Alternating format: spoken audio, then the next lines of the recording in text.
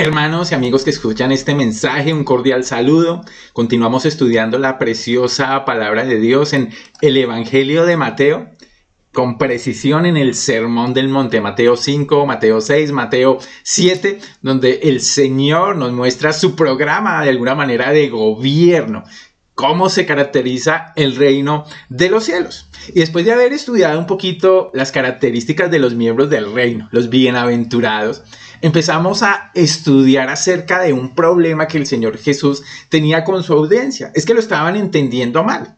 Él no venía a destruir la ley, no venía a abrogarla, venía por el contrario a cumplirla y a exponernos su verdadera dimensión como el precepto de la voluntad de Dios que guía cada una de nuestras vidas y nos muestra nuestro propio corazón a la luz de la santidad de Dios. Entonces empezamos una serie que hemos denominado Entendiendo la Biblia con los ojos de Jesús. Esta es la parte número 3 y que se extiende por el capítulo 5 desde el versículo 17 hasta el 48. Pero en el día de hoy vamos a estudiar ese gran primer ejemplo de 6, donde el Señor hace un contraste entre la interpretación rabínica farisea de la ley y la verdadera dimensión, el verdadero espíritu de la ley. Leamos el texto que vamos a estar trabajando en el día de hoy. Mateo 5, 21 al 22. Oíste que fue dicho a los antiguos: no matarás, y cualquiera que matare será culpable de juicio.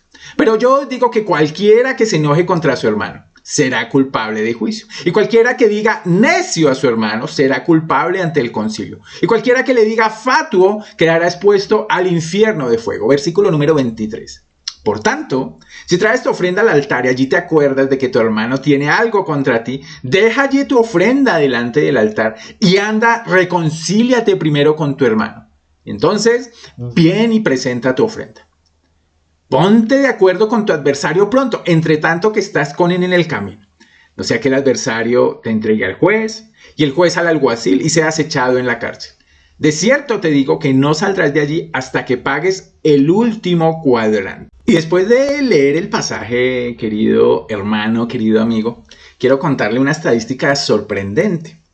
En el canal de entretenimiento muy famoso por estos días, Netflix, se han hecho muy populares ciertas series que tienen que ver con la criminalidad, que tienen que ver con el estudio psicológico, psiquiátrico, patológico de los criminales, de los asesinos especialmente. Y tiene una gran audiencia. Seguramente el corazón de cada hombre se ve atraído por la esencia de conocer por qué somos así. Por qué alguien puede hacer un acto tan tremendamente maligno como quitarle la vida a alguien asesinando. Y una de las series clásicas de este género documental tiene este nombre: I Am Killer, soy el asesino. Y es realmente impactante esta docuserie porque nos muestra de qué manera se hace un asesino. Son historias, como lo dice su cartel, impactantes, contadas en las propias palabras. Y lo que hacen es entrar en la mente de las personas, o tratar de hacerlo por lo menos, para poder entender lo que hicieron. Porque se trata, fíjate, de personas comunes y corrientes. Ellos entrevistan no solamente a los asesinos, sino a todos los involucrados. Y empiezan a preguntarse cómo alguien común y corriente, que tal vez nunca en su vida había tenido la tendencia a la violencia, ni siquiera la tendencia a la criminalidad, se convierte de la noche a la mañana en un asesino. Y entonces hay puntos de vista psicológicos, culturales, genéticos, psiquiátricos, patológicos, para tratar de explicar por qué esta conducta. Y mis hermanos, la realidad es que estas evaluaciones profesionales pues no llegan a la raíz. Su metodología es incorrecta. Ni la psicología, ni la sociología, ni la psiquiatría, la antropología o la criminalística revelan exactamente qué es lo que pasa dentro del ser humano para que se evidencie esa conducta. Pero fíjate que el mensaje de la palabra de Dios para hoy es que la ley de Dios sí diagnostica diagnostica adecuadamente. La ley de Dios sí hace una radiografía precisa del corazón del hombre, y es lo que va a hacer el Señor Jesús a través de lanzar estas determinadas palabras para su audiencia, sobre todo para que ellos evaluaran su propio corazón y se hicieran una pregunta: ¿soy un asesino? Y ese va a ser el título de nuestro mensaje de hoy: ¿soy un asesino? Y quiero que mis hermanos, a través del texto, podamos ver realmente cómo Jesús rompe nuestra burbuja y nos hace una invitación a considerar, a que cada uno de nosotros considere nuestra capacidad de hacer daño y de tal vez aún asesinar a las personas en nuestro propio corazón. Y el Señor usa la verdadera dimensión de la ley, el verdadero espíritu de la ley, para mostrarnos tres cosas que vamos a analizar. La primera es el síntoma de ese problema. La segunda es la raíz de ese problema. Y la tercera es la solución que el Señor nos propone y que es efectiva para manejar nuestro propio corazón. Empecemos entonces por donde empieza Jesús. Y Jesús nos empieza a hablar de el síntoma del problema. En la versión Biblia Textual Segunda Edición, fíjate cómo lo plantea. Oísteis que fue dicho a los antiguos: no matarás, y cualquiera que mate quedará expuesto al juicio. Pero yo os digo. Y ese yo os digo que está contrastado con oísteis que fue dicho, porque el Señor no dice está escrito. El Señor no está refiriéndose directamente a la ley de Moisés, de Éxodo 20, de Deuteronomio 5. El Señor se está refiriendo a la interpretación rabínica de ese texto. Los rabinos aparentemente enseñaban al pueblo de Israel en base a Éxodo 20, en base a Deuteronomio 16, claro, que Dios había estipulado, y sin lugar a dudas es obvio, que no se debería matar, que no se debía quitar la vida a alguien injustamente. Y que eso iba acompañado porque el Señor designó jueces en cada una de las provincias de Israel después del Éxodo, después de revelar su palabra, sus mandamientos, para que ellos juzgaran con justo juicio sobre estos temas. Entonces la interpretación rabínica ponía un texto al lado de otro para decir: solo el asesinato físico, cuando una persona le quita la vida a otra, eso es el único caso en que debe entrar el juicio. Y el fariseo rebajaba significativamente la norma a su medida, y por ello finalmente no oían a Dios, porque ¿cuál era el propósito de la ley? Mostrar la santidad de Dios y mostrarnos también nuestra incapacidad para alcanzar esa santidad. ¿Qué hacía el fariseo y qué hacemos también nosotros los creyentes y los no creyentes? Rebajar la medida de Dios, rebajar la demanda de Dios, rebajar la ley de Dios para que sea alcanzable a nuestra medida. Uno de los grandes obstáculos para a veces llevar el evangelio es la medida de moralidad que tienen las personas, que no se consideran pecadoras. Y muchas veces dicen: bueno, es que no soy pecador, nunca he matado a nadie, pecador es el asesino, pecador es el guerrillero, el narcotraficante, el criminal. Él sí es un pecador que necesita de salvación porque no hay nada que lo pueda salvar. Pero yo, ¿acaso a quién he asesinado? De la misma manera lo hacemos nosotros. Porque ¿por qué tenía tanta importancia para el Señor y la vida de las personas? ¿Por qué fue necesaria esta ley? Mis hermanos, la respuesta es porque cada uno de nosotros tiene la imagen de Dios. Por eso no es lo mismo matar a una persona, matar a un bebé, que matar a un animal X, Y o Z. No es lo mismo, y muchos han querido igualar la vida del animal con la vida del hombre, y lo que han hecho es rebajar el valor de la vida del hombre. Dice el Señor en el libro de Génesis, capítulo 9, versículo 6, el que derramare sangre de hombre, por el hombre su sangre será derramada, porque a imagen de Dios es hecho el hombre. Cuando alguien asesina a una persona, está atentando, está asesinando la extensión de la imagen de Dios en esa persona, y sin lugar a dudas es una ofensa tremenda para Dios. Y sabemos que, mis hermanos, es justo el juicio de Dios. Pero fíjate lo que nos acaba de decir el versículo 20 que estudiamos. La justicia del fariseo que dice: yo no he matado a alguien, esa justicia no es suficiente para entrar en el reino de Dios. Ustedes tienen que superar esa justicia. Y mis hermanos, un buen maestro, y ese era el Señor Jesús, no solamente se enfoca en la gramática de las palabras, sino se enfoca en la lógica y en el contexto del texto que está estudiando. Un buen maestro no solo se enfoca en el término en sí, en hebreo, en griego, en arameo, sino en su significado. Y es lo que está haciendo el Señor. Se está enfocando en el qué, en el cómo, en el cuándo y en el por qué. Entonces los fariseos pensaban, soy justo por guardar el mandamiento externamente, por no disparar, por no acuchillar, por no asesinar de ninguna manera, así sea con una piedra o con una cauchera. Soy justo por eso, pero sin considerar la profundidad y la causa que produce una reacción de asesinato. Una película muy famosa ahora es La Purga. La Purga habla de cómo un gobierno de ficción futurista decide reglamentar y decretar un día en que todos los ciudadanos pueden asesinar, pueden matar, pueden de alguna manera cometer cualquier crimen, y ese día la ley, la justicia no va a actuar.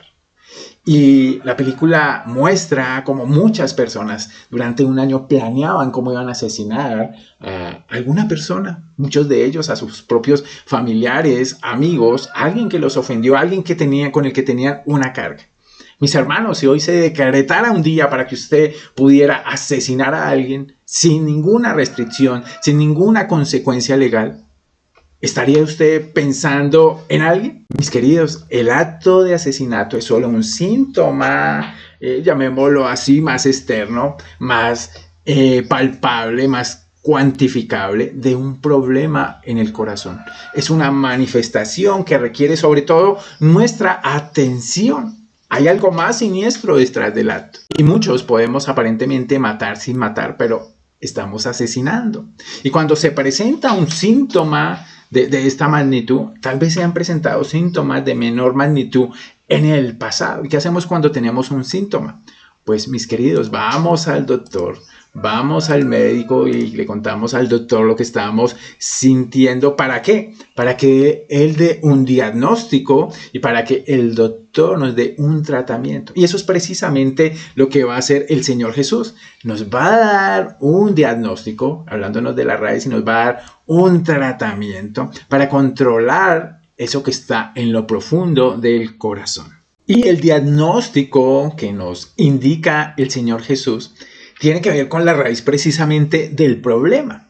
Ahí en la Biblia textual, Mateo 5:22, nos sigue diciendo, pero yo os digo, dice el Señor, que cualquiera que se enfurezca contra su hermano quedará expuesto al juicio de Dios. Y todo este mandamiento, digámoslo así, es el aspecto negativo y tiene que ver con el corazón. Y aquí nos está pues ampliando el significado del mandamiento. Lo que nos está diciendo es que no matarás. Nos prohíbe albergar primeramente en el corazón un enojo, una ira pecaminosa contra cualquier persona.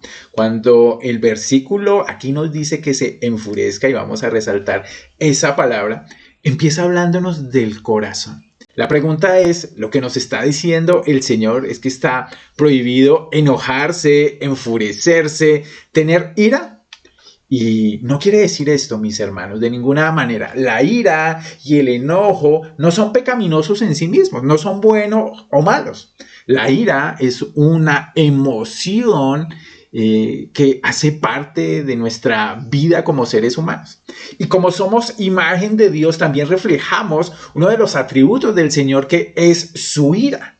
El Señor es expuesto en la palabra de Dios como un Dios que siente y manifiesta su ira. Recuerde las manifestaciones de ira en Números 11, o bueno, a lo largo de todo el Antiguo Testamento. Es esos momentos y esas ocasiones donde la ira santa de Dios se manifiesta para mostrar su odio, su rechazo hacia el pecado. Y por eso es que usted y yo sentimos ira. Y no es de ninguna manera un aspecto solo del Antiguo Testamento. Romanos 1:18 nos dice que la ira de Dios se manifiesta desde el cielo contra toda impiedad e injusticia de los hombres que detienen con injusticia la verdad. ¿Y qué de aquel que caiga en las manos del Dios vivo? Dice el libro de Hebreos. Pero ese sentimiento que nace en nuestro corazón puede manifestarse de una manera negativa y de una manera positiva. La manera positiva es que ser santo, mis hermanos, es ver la vida desde la perspectiva, desde la óptica, desde el foco de Dios. Y dentro de eso está la ira. Por eso alguien puede tener ira, airarse sin pecar, porque es la manifestación de la ira la que se puede convertir en un pecado, la que puede matar a alguien en el corazón, o puede bendecir a alguien, o puede edificar a alguien.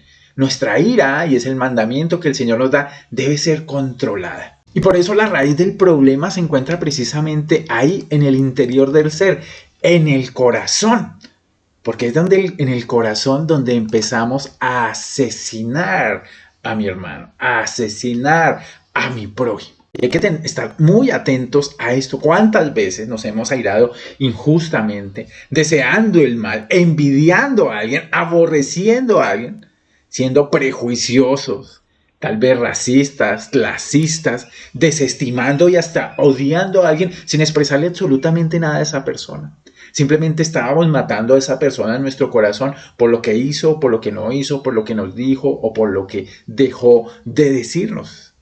Mis hermanos, es del corazón, dice el Señor, de donde salen los malos pensamientos, de donde salen los homicidios, de donde sale todo pecado. Es de allí de donde sale.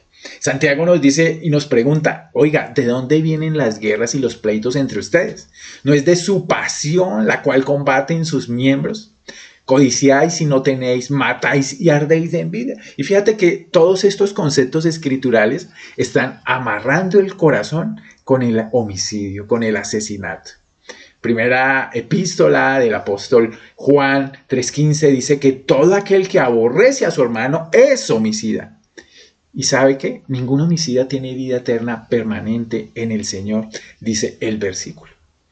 Y es bien importante tener esto en cuenta, mis hermanos, porque una evaluación adecuada de nuestro corazón nos va a permitir ver si estamos matando a personas, tal vez aún a personas que son muy cercanas a nosotros en nuestro propio corazón. Pero fíjate que ahí no se queda el Señor. El Señor también nos va a decir que ese odio, ese enojo, esa ira puede volverse activa, igual de dañosa es a la ira pasiva a través de nuestra boca. Porque dice el versículo, cualquiera que se enfurezca contra su hermano quedará expuesto al juicio. Y además, cualquiera que diga a su hermano raca quedará expuesto ante el Sanedrín. Y cualquiera que diga more quedará expuesto al fuego del infierno. Y aquí vemos otra expresión de lo que nos está diciendo el mandamiento. El mandamiento prohíbe expresar ese enojo a través de palabras denigrantes, de palabras hirientes. Y fijémonos que el texto en la traducción Biblia textual dice las palabras transcritas del arameo, que se han traducido como tonto o como necio. Y la primera es la palabra raca. Raca. ¿Qué quiere decir raca? Mis hermanos, raca tiene que ver con alguien al que consideramos uno sin imagen, uno opuesto a la imagen de Dios. Hay un tipo de personas que a usted no le importan. Es lo que preguntaría Jesús cuando habla de la palabra raca. Mis hermanos, porque lo contrario del amor no es el odio. Lo contrario del amor es la indiferencia. Y esa indiferencia se convierte en la semilla del odio. Esa indiferencia se convierte en la semilla del desprecio por una persona. Y por eso se empieza a expresar cuando empezamos a asesinar a alguien en el corazón. ¿A través de qué? De querer desestimar a esa persona, de querer borrar la imagen de Dios en esa persona, de querer decirle, tú eres menos de lo que soy yo, tú eres un don nadie. Pregunta, ¿está prohibiendo el Señor que llamemos necio a alguien? Fíjate que no está prohibiendo que a una persona, el Señor Jesucristo muchas veces lo dijo y habló de lo necio que eran los fariseos. Pablo le dice a los Gálatas, oh Gálatas insensatos, Gálatas tontos, ustedes se dejaron engañar. Pero fíjate que el uso de esos términos tenía una actitud constructiva de querer restaurar a las personas, de querer que las personas vieran su realidad espiritual. Entonces no está prohibiendo el uso de la palabra. Muchos dicen, no, no podemos ni enojarnos, ni decir la palabra necio, ni decir la palabra raca. No, es la actitud del corazón la que el Señor está queriendo que pongamos en nuestra mente. Porque igual no se trata solo del uso de los términos. ¿Cuántas veces no ofendemos al otro a través de un sarcasmo? No lo ofendemos a través de una ironía. No queremos denigrarlo, sino tal vez a través de un chiste o una broma. Muchas veces hasta nuestra excesiva sinceridad tiene como propósito denigrar y se convierte en un lenguaje sin lugar a dudas homicida. Fíjate que la segunda palabra que usa el texto es la palabra moré, que se traduce en la Reina Valera fatuo o tonto. Pero a lo que esencialmente se refería la palabra moré era alguien que era rebelde, apóstata, impío, que era de alguna manera alguien que no tenía valor, alguien mentalmente, llamémoslo, inerte. ¿Y para qué se usa una palabra de ese calibre? Mis hermanos, para arruinar la reputación de alguien, para que esa persona pierda su confianza en sí mismo, para que cuestione quién es él, para que cuestione su identidad. Y mis hermanos, ese asesinato del corazón se vuelve sumamente práctico, dañino e intencional cuando de esta boca que debería salir alabanza para Dios, empiezan a salir insultos para la imagen de Dios en mi prójimo. Carnada de víbora, les dice el Señor. ¿Cómo podrán hombres malvados como ustedes hablar de lo que es bueno y correcto? Dice en la Nueva Traducción Viviente, Mateo 12:34. Pues lo que está en el corazón determina lo que uno dice. Por eso Santiago dice, ningún hombre puede domar la lengua. ¿No? Con ella maldecimos a los hombres que están hechos, otra vez recalca Santiago, hechos a la imagen de Dios. No puede proceder de la misma boca bendición y maldición. Mis hermanos, y manifiestas son esas obras de la carne en medio de nosotros. Y ahí está la raíz del problema. En una ira mal manejada que puede ser pasiva, en una ira pecaminosa que puede expresar sin lugar a dudas cosas terribles del otro y dañarlo y tener la intención de vengarse de él, de, como dice Pablo en Gálatas, manifestar la obra de la carne en enemistades, en pleitos, en celos, en iras, en contiendas, en disensiones, en envidias, en homicidios finalmente.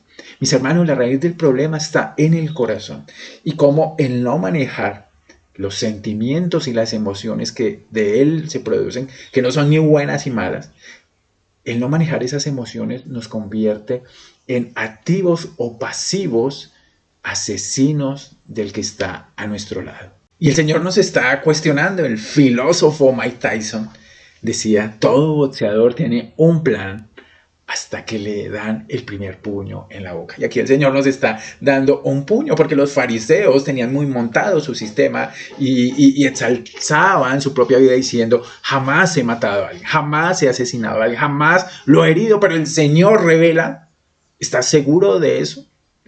¿Has matado a tu hermano en el corazón?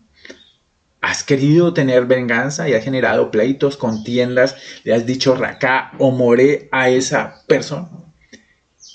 Y mis hermanos, el Señor nos está llamando en ese reino de Dios a evaluar esas cosas. Porque el Señor Jesús, pues no se cuestionaba porque los romanos hablaban y actuaban como romanos, pero sí cuestionó a sus discípulos porque los discípulos hablaban como romanos, en un mundo que enseña totalmente lo contrario, que tú debes hacer valer tu punto y muchas veces mal llamamos a eso carácter, es que soy de carácter fuerte, es que soy una persona muy sincera, que tú no te debes quedar callado, que tú no debes agachar la cabeza.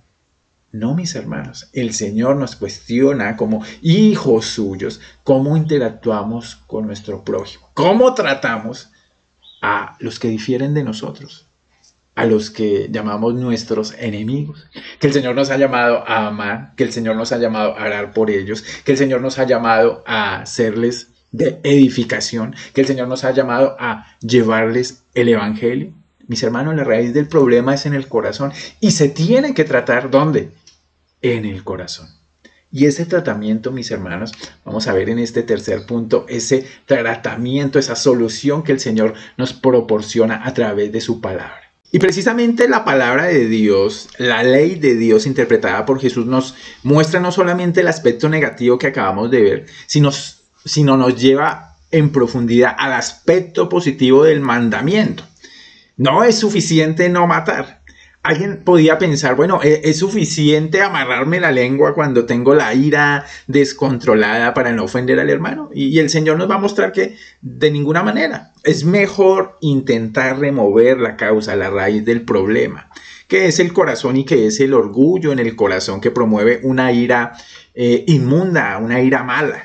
Y en este contexto vamos a ver el tercer punto sobre la solución del problema, donde el Señor nos dice, por lo tanto, el Señor va a profundizar y dice, si estás presentando tu ofrenda en el altar y allá recuerdas que tu hermano tiene algo contra ti. Recordemos que estas palabras pronunciadas por Jesús estaban en un momento donde la ley ceremonial seguía vigente, donde las personas se acercaban al templo a presentar sacrificios, tanto obligatorios y propiciatorios como voluntarios y digámoslo así, regalos de amor, de comunión al Señor.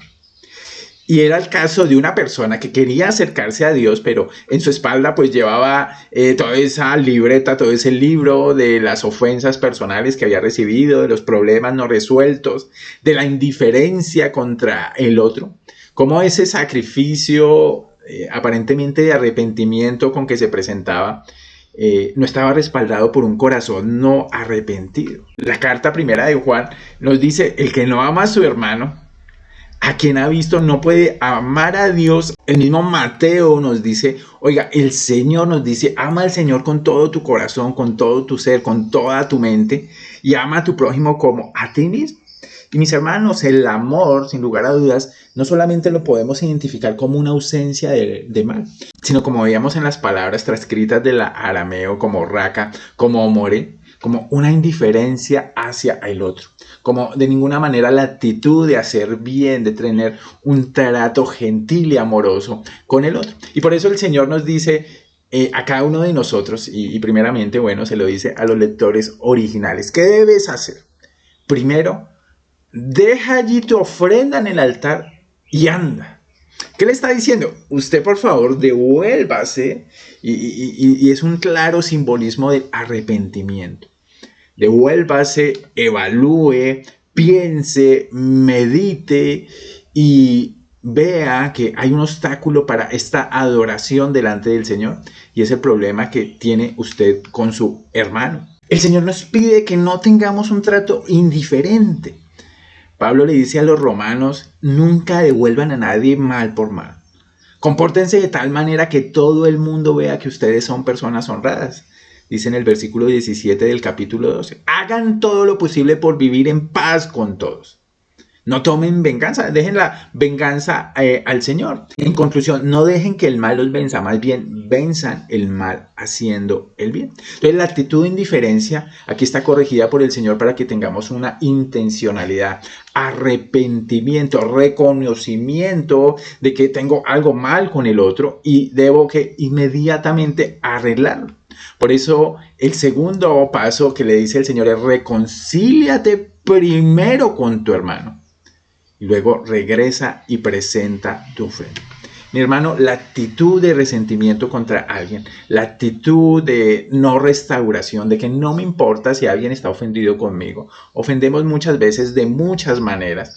Y si somos conscientes, y por eso tenemos que tener una evaluación diaria, hay un conflicto con alguien que hemos manejado mal, que tal vez hemos pensado que el tiempo lo puede curar, mis hermanos, el tiempo no cura realmente nada. Por el contrario, muchas veces endurece las relaciones cercanas matrimoniales, de padres e hijos, de hermanos en la carne, de hermanos en Cristo, de familias completas en Cristo, que endurecieron su corazón por dejar que el tiempo aparentemente solucionara toda esa indiferencia en la que corrige el Señor para que seamos intencionales en reconciliarnos. Eso significará pedir perdón, eso significará ofrecer perdón, eso significará buscar de qué manera puedo restaurar, y cada caso es completamente diferente y cada grado de restauración es diferente, pero la intencionalidad de buscar arreglar las cosas, de descargar la conciencia, de estar en paz con mi hermano, es la actitud que está buscando el Señor con cada uno de nosotros. ¿Y qué tenemos que hacer, mis hermanos? Sin lugar a dudas, tener un tiempo de oración, tener y tratar con gentileza, y hemos hablado varias veces acerca de cómo resolver conflictos, pensar antes de hablar, tener una visión correcta del pecado del ofensor, porque muchas veces nos ponemos como víctimas simplemente cuando el ofendido realmente es el Señor, y nuestro gran amor por nosotros mismos, nuestro gran concepto de nosotros mismos nos hace pensar que cómo me van a hacer esto a mí, que cómo se atreven a ofenderme a mí. Mis hermanos, aquí nos pide el Señor que resolvamos el conflicto rápidamente, que no dejamos que el tiempo endurezca, le ponga una corteza al conflicto. Por eso hay que ponerse de acuerdo con el adversario pronto, porque tenemos un juez y es la realidad que nos está mostrando el Señor, al Dios Todopoderoso que juzga. Mis hermanos, la Biblia dice que todos merecíamos la ira de Dios, que todos estábamos lejos de Él.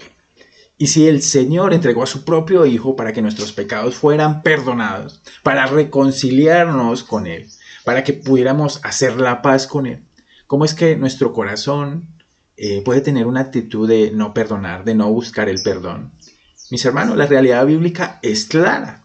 Hemos sido reconciliados con Dios, y si usted no ha sido reconciliado con Dios, el Señor le invita: venga a mí y descanse. Venga a mí y sus pecados serán limpiados, serán perdonados, serán condonados, no por su propio esfuerzo, sino por la mano poderosa de Dios, que envió a su Hijo para que todo aquel que en Él crea no se pierda, mas tenga vida eterna.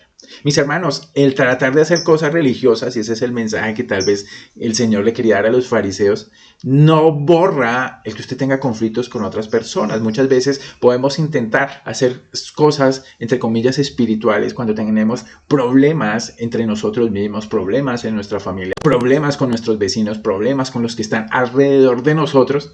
Y pensamos que es fácil simplemente cumplir con ciertos rituales, cumplir con ciertas reuniones, con ciertos estudios, con ciertas oraciones. Y el Señor nos está diciendo: no, primero arregla lo que está mal. Mis hermanos, nuestra oración es que el Señor nos siga dando de su gracia, que el Señor nos siga fortaleciendo para tener una actitud de descanso en la obra perfecta de Jesucristo siempre, para que nuestro orgullo sea aplacado, para que sea el Espíritu Santo controlando nuestro corazón cuando sentimos esa emoción de ira, de una manera de inconveniencia por lo que el otro habla, por lo que el otro dice, por la actitud del otro, simplemente por el temperamento del otro, y descansemos en la obra perfecta del Señor. Entonces, a la pregunta es: ¿soy un asesino? ¿Qué contesta cada uno de nosotros después de haber visto un poquito el síntoma, en su propia vida? Tal vez no de matar, pero sí de odiar, de sentirse con la otra persona. La raíz, mis hermanos, está en el corazón, en el orgullo del corazón que no maneja la emoción de la ira adecuadamente, y ofendemos muchas veces. Pero el Señor, en su gracia, dice: es posible que usted no solamente reconozca su capacidad de matar en su propio corazón al otro, sino que reconozca que en Cristo ahora tenemos la oportunidad de arrepentirnos, de reconocer nuestra realidad y de reconciliar y buscar siempre la paz con el otro. Y eso es todo un proceso, pero el primer paso, sin lugar a dudas, en cualquier problema, de una manera de control de nuestro propio ser, está en reconocer nuestro problema. Que el Señor sea cada uno de nosotros convenciéndonos por su palabra, y que la semilla hoy, en que hemos visto las palabras del Señor y hemos visto cómo el Señor ve su propia ley, nos ayude a descansar en Cristo. Un abrazo para todos mis hermanos, el Señor les continúe bendiciendo. Chao.